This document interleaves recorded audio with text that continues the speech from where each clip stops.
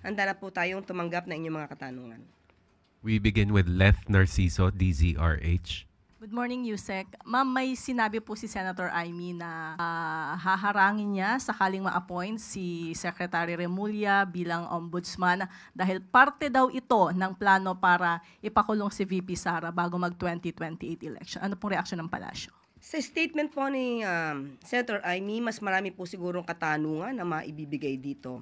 Unang-una, ano po ba yung nais niya ipahiwatig? Pagbibigay ng hustisya sa bayan o pagpoprotekta sa kaibigan? Ang nais niya po bang maging ombudsman ay hindi man lang kakantiin o sasampahan ng kaso kung mayroong dapat na sampahan? Ang mga Duterte, ang mga kaibigan ng mga Duterte, allies ng mga Duterte. Hindi pa po ba na mas nararapat po na maging independent ang magiging ombudsman dahil independent constitutional body naman ito? At kinakailangan na magsampa ng kaso kung nararapat. At hindi po dapat katakutan kung wala naman magiging talagang kasalanan ng mga Duterte na siyang kinatatakutan niya. Hindi naman po ibig sabihin nito ay hindi dapat sila sampahan ng kaso dahil kaya naman nila ipagtanggol ang kanilang mga sarili. So ano po ba ang hinaharang dito ni Senator Amy?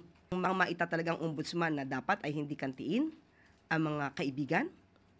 At isa pa pong tanong, saan po kaya nabili o ano kaya manufacturer yung parang bolang kristal ni Senator Amy.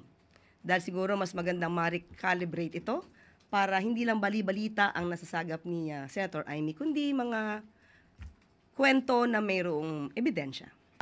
I'm sure the President heard about this, ma'am. Ano po yung reaksyon niya na galing po sa kapatid niya yung pahayag na yun? Alam naman natin ng Pangulo pagdating kay Senator Amy, kapatid niya naman po yan, ay hindi siya nagsasabi po ng negatibo.